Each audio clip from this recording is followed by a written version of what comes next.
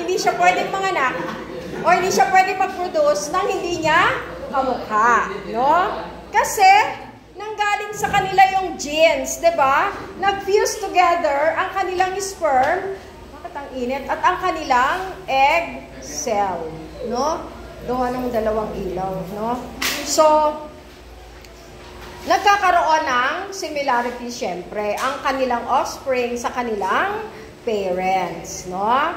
So, ibig sabihin lang nun ay nananalaytay ang genes ng kanilang mga parents, no? Sa kanilang dugo o sa kanilang katawan, 'di ba? Sa kanilang in their physical structure and of course sa kanilang forms, no? Yun, class, ang ibig sabihin natin ng morphology and physiology, 'di ba? Yung kanilang characteristics, yung kanilang features, dapat ay namanan nila sa kanilang mga magulang, no? Kasi nga, yun ang genes, no, na ipinamanan nila sa kanilang offspring. Hindi pwedeng ibang genes ang mapuproduce, no? Syempre, kung anong genes ng kanilang parents, di ganun din ang mapuproduce, 'di ba? Okay. So, ibig sabihin lang nun, it explains the individual characteristics possessed by an organism is, of course, not different from their parents or siblings. Okay? So, may question ba tayo doon? Okay, sige, let's move forward. Ano ba yan? Ba't ayaw umandar? Okay, next. So, tingnan natin, no? Mamaya. Tingnan natin kung may pagkakaiba ba dito sa picture na to. Observe the two pictures, class, and answer some questions, no? Look at the features of the family. Wala tayong ano, no? Do you see any similarities and differences in the picture? Look at the picture, class. Pagbasa niyong mabuti. Nakikitaan niyo ba sila ng similarities or differences? May difference, no? Alin ang mas similar sa kanilang family? Ha? Yung banda? Kanan po. Sa kanan. Dito sa kaliwa, anong naiba? Yung kulot po na... Nagkaroon ng? Yes, nagkaroon ng nahaluan ng curly hair. Anong possibility? Bakit nagkaroon ng difference doon sa kanilang feature? Ha? Nagkaroon ng difference kasi maaaring maraming factors to consider, no? Maaaring ano? Maaaring hindi anak ni tatay or hindi anak ni maaaring iba ang maaaring anak ni kapitbahay or hindi rin. Huwag muna kayong maging judgmental, diba? Huwag muna kayong maging maaaring namana ng isang anak yung physical feature ng kanilang lolo or ng kanilang ninuno or ancestors. Nasa lahi din nila ang kulot na buhok. Diba? Pero parang napaka-imposible, no? Pero maaaring ganun nga, kamukha ni lolo or katulad ni lolo na curly hair, samantalang yung mag-asawa ay hindi naman curly hair. No, because of the fact na meron pa rin genes, no, because of the genes, 'di ba?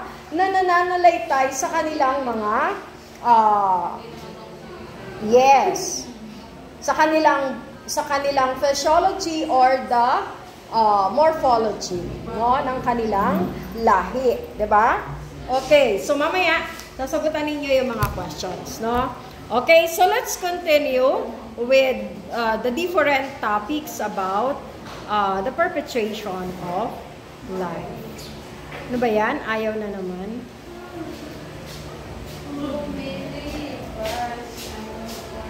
Okay. So,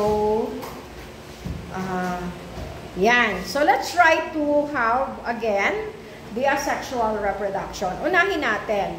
So, asexual reproduction is defined, na-define naman natin, no? Asexual of new individual from the cells of a single parent. Okay, so asexual. At ang napoproduce nila is the clone, no? This is very common in plants, diba? Ito ay very common in plants and is less common in animals. Okay? Napaka-common. Nakapasuyo mo. Nababasahin dito. May ginagawa mo. Kaya alam niya na, parang mo sa mga pagkaramdam mo. Okay? Sige, thank you. So, tandaan nyo class, that asexual reproduction is very common in plants, no? And less common in animals. Yun nga, nagkakaroon sa animals, pero ito ay cloning, no? So, asexual reproduction does not involve the union of gametes, sperm cell and egg cell. And it does not change the number of chromosomes present, no? Yung chromosomes, 'di ba? Sa ating katawan. The resulting offspring or the genes, the resulting offspring is similar or identical to the parent and without the need for a mate. No? Ang example natin ng asexual reproduction sa mga plants are yung tinatawag natin na grafting, marcoting, ano pa? Grafting, marcoting, budding, ano pa? Inarching, no? Have you heard those words? Yes. As far as asexual reproduction in plants are concerned, no? That is what we call asexual propagation naman, no? Sa mga halaman. Sino dito nag-TLE? Nakaranas ng TLE, agriculture. Yan. So, na-touch nyo yun, diba? The different asexual propagation of plants. Okay? So, the resulting, ang lumalabas na mga napuproduce nila is another plant of the same kind, no? Of the same kind. So, they are able to reproduce of the same kind. And, doon naman, sa tinatawag natin na asexual reproduction in animals. Okay, meron din naman tayong tinatawag na asexual reproduction in animal. Okay? So, let us try to have this. One, sexual reproduction naman. So, the sexual reproduction is the perpetuation of a new organism from two organisms. No? Parang inulit ko lang kayong kanina. With the use of gametes. So, sabi ko nga sa inyo kanina, nakakapag-produce sila ng pareho nilang offspring. No? Kapareho ng nanay at tatay. Yung mga features katulad nung picture na ipinakita ko sa inyo kanina ay kamukha. Merong hindi kamukha at yun namang iba ay kamukha, no? So during sexual reproduction class, the genetic material contained in their chromosomes combine to produce genetically diverse offspring that are different from both parents, no? So most mammals and amphibians reproduce through the method of sexual reproduction. In other words, lahat ng mammals at lahat ng mga amphibians, ano itong mga amphibians? Nakatira sa tubig. No? So tayo, we belong to the class mammals at tayo ay nabibilang. So paano tayo nagre-reproduce? Through sexual reproduction. Through the union of egg and sperm cell, no? Na kung saan nagkakaroon ng diploid cell, no? Yung dalawa nag-union yung dalawang cell at nagiging zygote, no? I know what is that zygote, no? The zygote na tinatawag natin ay containing two sets of chromosomes. And what are those two sets of chromosomes? Siyempre, the chromosomes of the parents, no? Of the mother and the father, no? So, the genetic material contained in their chromosomes combine to reproduce genetically, no? They combine to produce genetically diverse offspring. Okay? So, yun ang nagiging process, no, ng pagkakaroon ng sexual reproduction, no?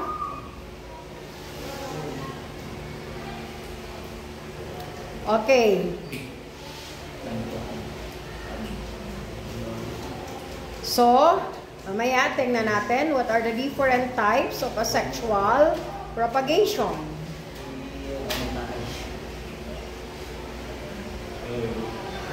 Yan. So, types and examples of asexual reproduction in animals. Okay? So, let us try to have an activity. Okay? Tingnan natin. Let us divide the class into two na lang. No? Tingnan natin if you can discover what are the different types of asexual reproduction in animals. No? Asexual reproduction. Okay? You are going to look for parthenogenesis. Parthenogenesis.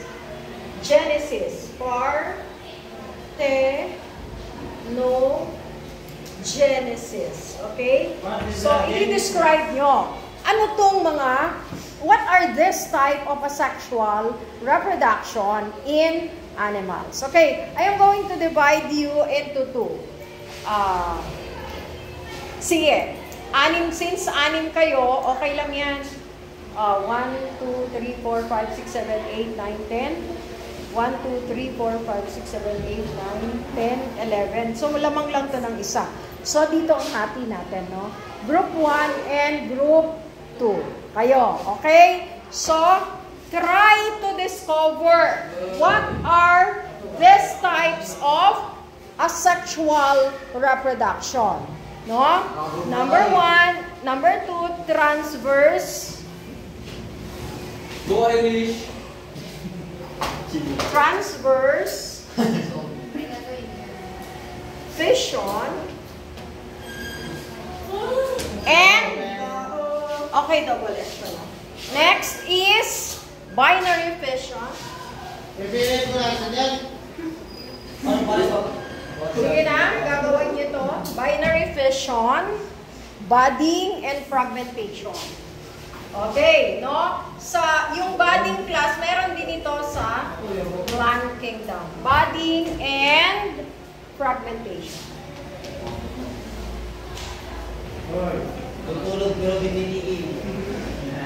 Okay, sige. Pwede kayong mag-groupings, mag-grupo-grupo. You can rearrange your chairs, diba? Okay, I will give you 30 minutes. 20 or 15, 20, or sige, 20 minutes. Okay, class, so let us try to resume our class and with your activity. So let us have first the presentation of Group 2. Okay, Group 2, please. Group 2, saan kayo magpa-present? Dito na, sige. Okay, try to listen. Listen. Hoy, bakit na nakatayo? Sit down. Yung magpe-present lang ang nakatayo. Sige, present na. Sino magpa-present? Division of labor if you want. O, pag nagpe-present, upo na muna. Tapos na kayo. Go.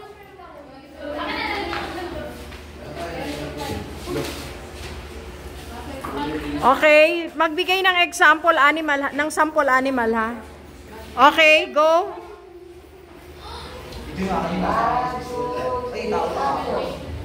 Nakanin yung ano. Okay, anong yell ng group 2? Yell. Wala nang yell.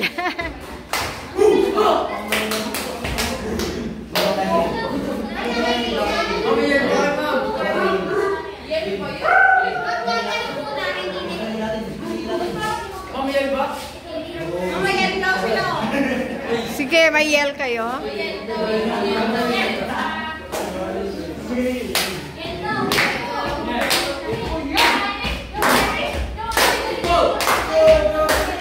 Okay.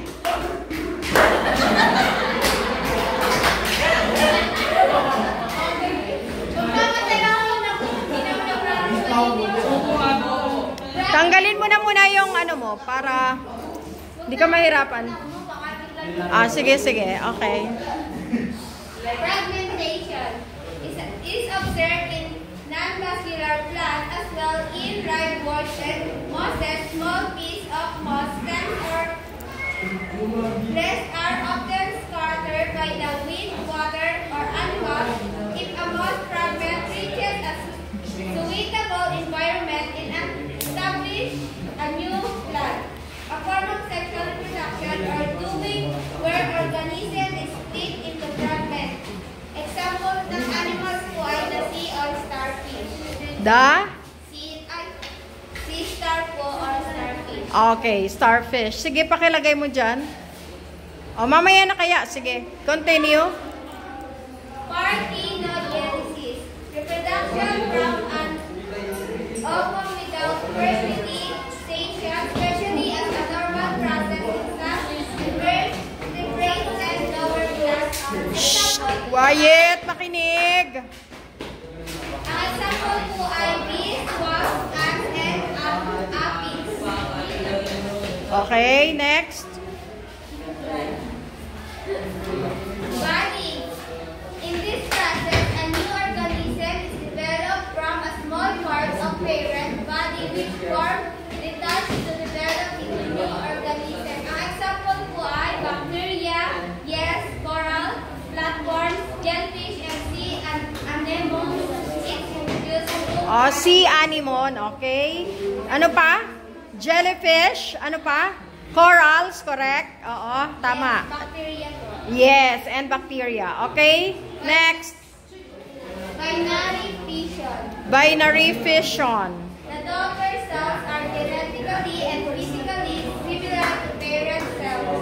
This type of asexual reproduction can be seen in organisms. Example po ay seahorse. Okay.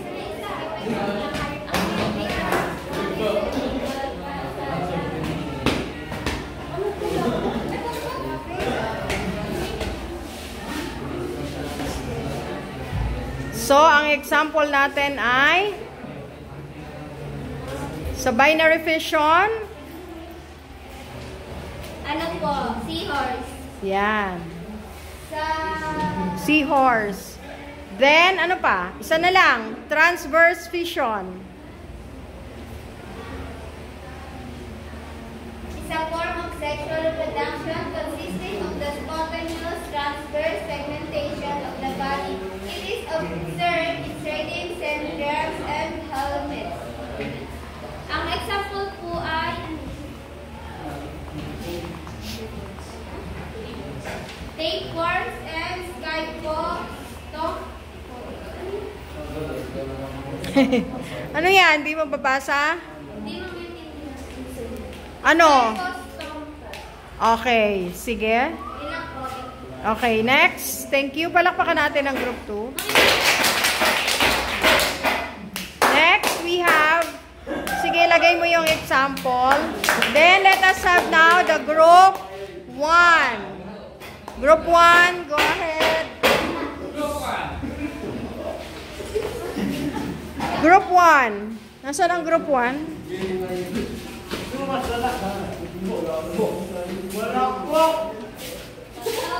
Okay, group 1.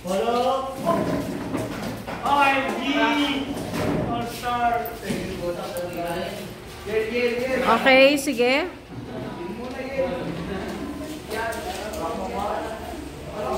Who is the reporter? Wow, lahat sila. Okay. Sige. Go! Good morning, everyone. This is our reporting in asexual. Okay, let's now talk about the types of asexual reproduction and advantage and disadvantage of asexual reproduction. Basically, asexual reproduction is a type of reproduction which involves simple division of the organism with the help of a single parent or without involving of gamete formation. Okay, now let's talk about the parthenogenesis. Parthenogenesis is the type of asexual reproduction. The female organism produced without the fertilizer and Without fertilization. And Fishes and insects are the common example of parthenogenesis. or ano yon? Lizards, okay. Ano pa?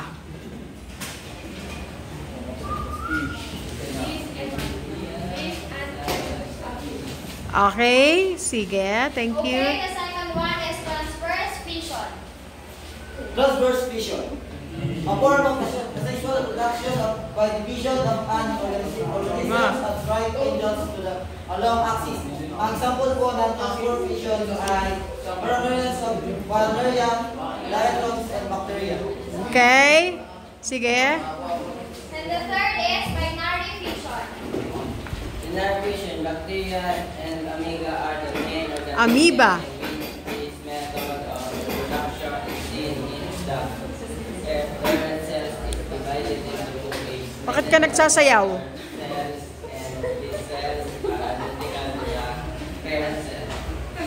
Okay, so ang example mo dyan ay?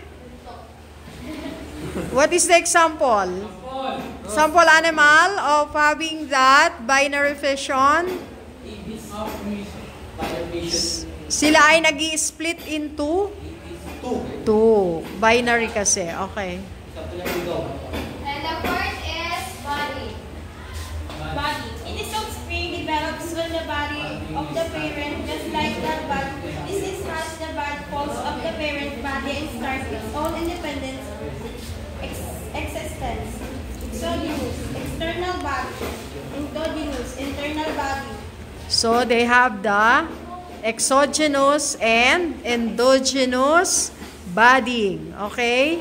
Go ahead. Example, corals, some sponge, some Yes, occults, corals. and larvae. Larvae. And Oh, last but not the least is fragmentation. Fragmentation is a type of method of asexual reproduction. The parent organism divided into multiple segments and each of the fragments developed organism of the one most common example of this. Hood of asexual reproduction, starfish, and any part of this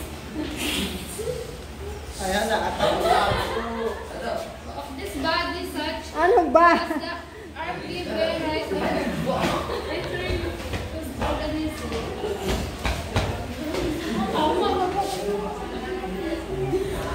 Example of Huwag tumawa. Ano pag nakakatawa? Wala naman ako.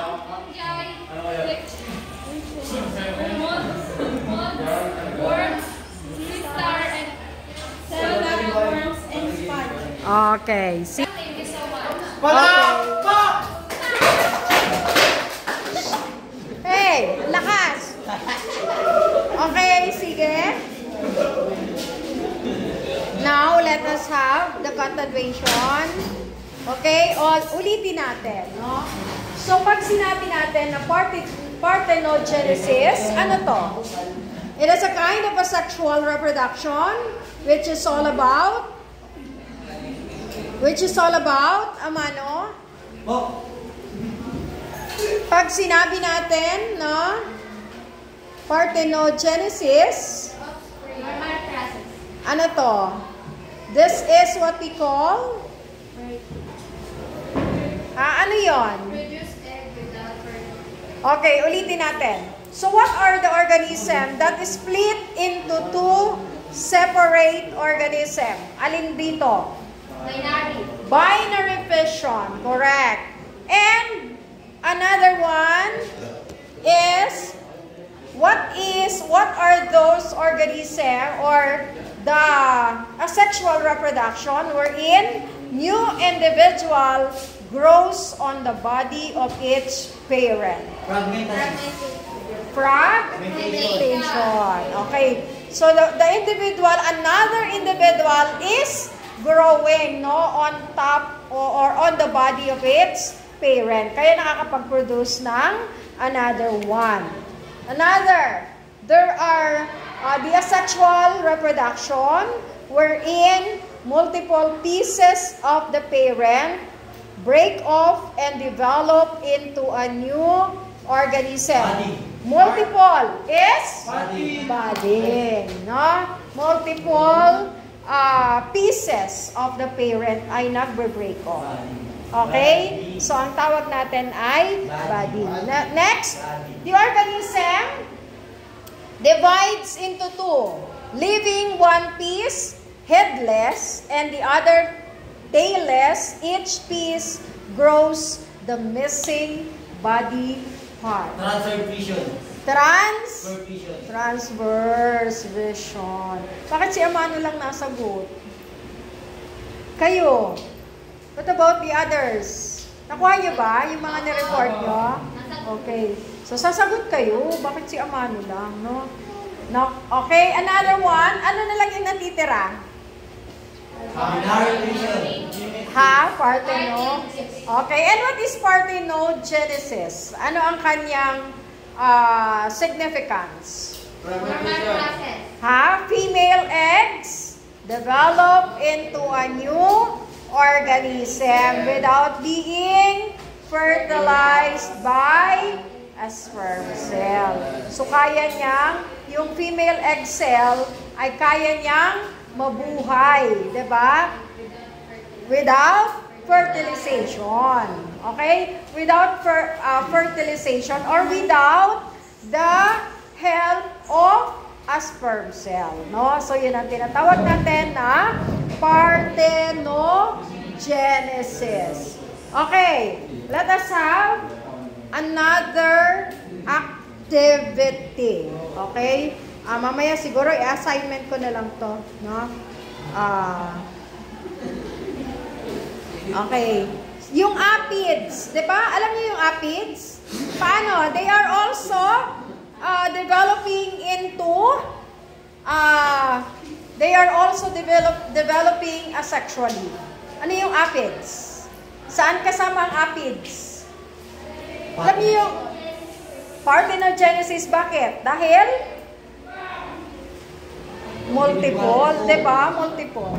They came from the egg cell of the parent. Okay? So now let us have naman, tapusin natin the sexual reproduction as to viviparous or oviparous. Okay? So ito naman class, yung sexual propagation. Have you heard this word? Viviparous. Ito yung sexual. No? These are the sexual reproduction. Viviparous and oviparous. Okay, sige nga. What's the difference between the two? The viviparous and oviparous. Paano daw sila nagde-develop or nagre-reproduce? Ha? Okay, viviparous, paano siya? Pag sinabi nating viviparous, nagpo-produce ng not living eggs ang viviparous. Ang viviparous ay? Produce living not eggs. Produce? Eggs. Producing living young and not eggs. Producing what? Living young and eggs. Ang viviparous? Opo, viviparous. Produce. What is the difference? Sige, ulit. Egg laying. Laying egg ang? Viviparous. Okay.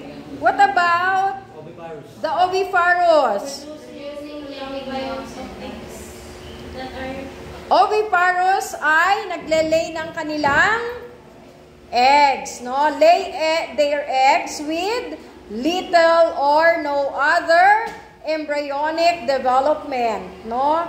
Within the... Okay. Sige, bigay ko sa inyo. Okay. And then, ang mga viviparous naman ay, ano ang viviparous? They are bringing forth live offspring that have developed inside the body of the parent. Okay? Pag sinabi nating chicken, oviparous, Viviparous. chicken. Ay, oviparous. Ano ba yung oviparous?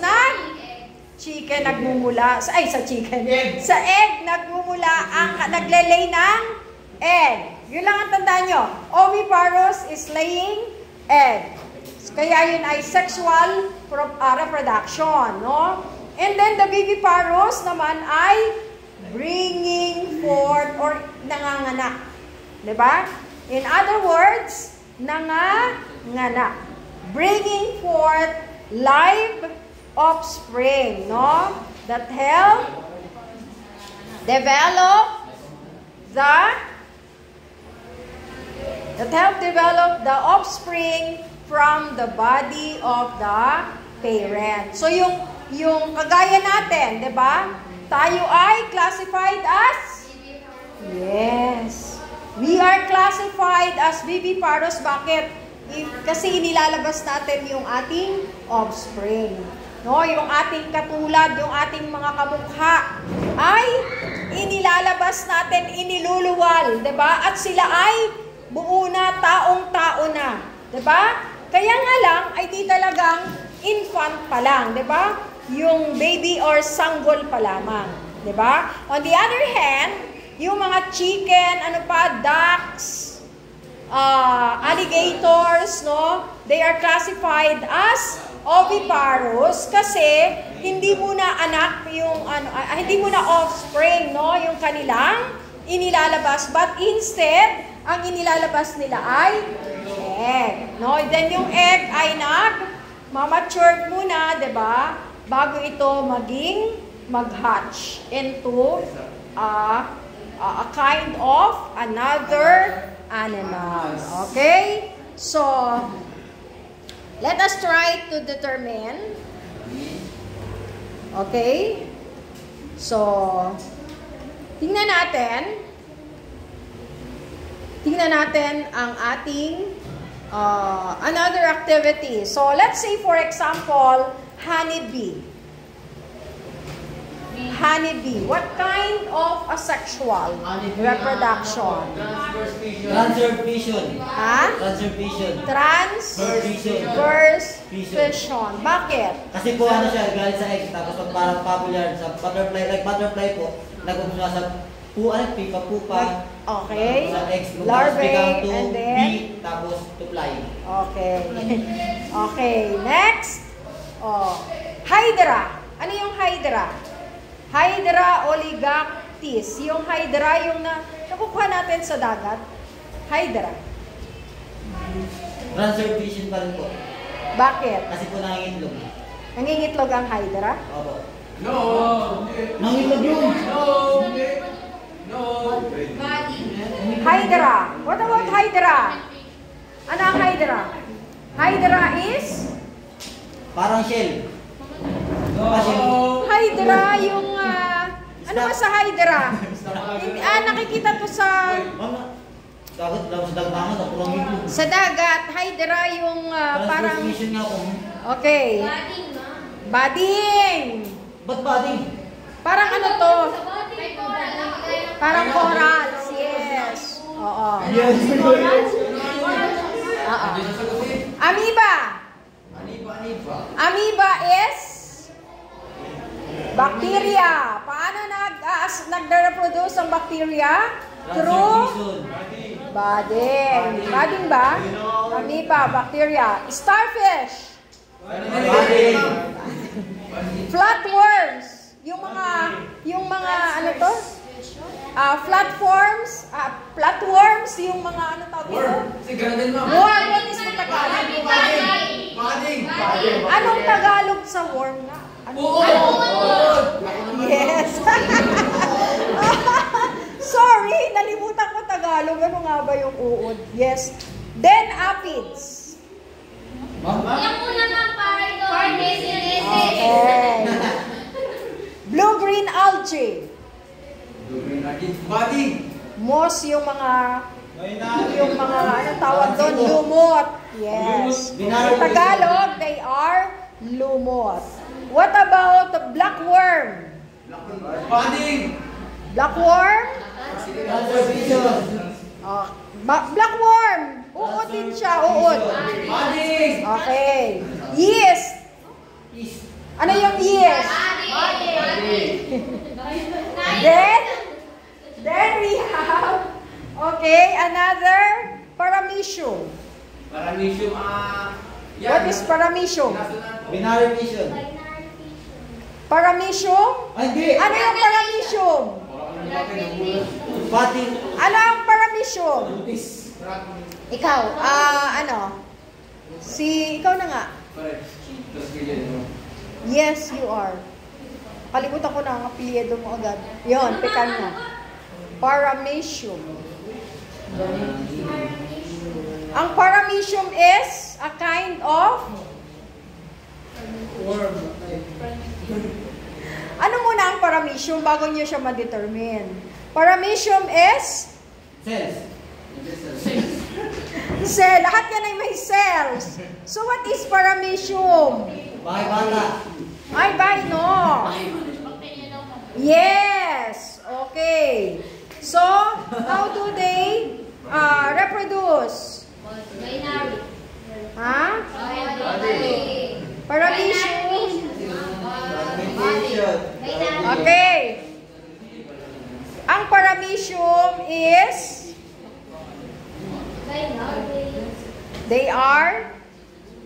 Paramecium reproduces through transverse binary fission, no? Dalawa. In which the micronucleus passes through characteristic stage of mitosis. So remember, mitosis and meiosis. Pag-aaralan natin yan, no? Doon sa ating prokaryotes and eukaryotes. Okay? So, next.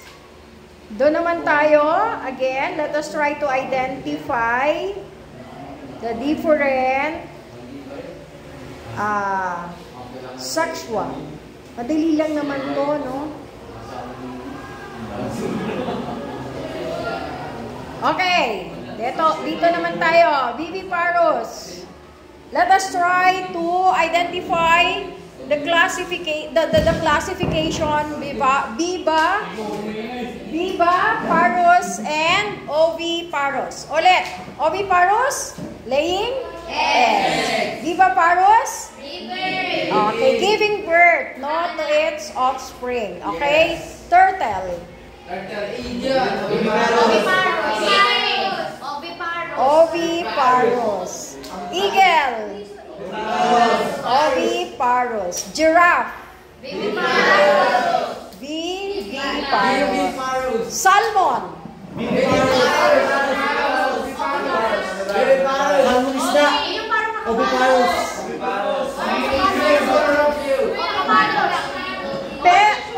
Pero ang salmon, paglabas ay egg ba?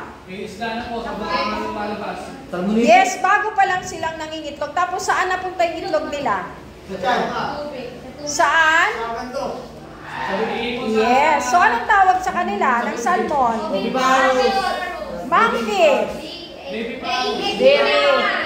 Human. Frogs. Banobo. Alam niyo yung banobo?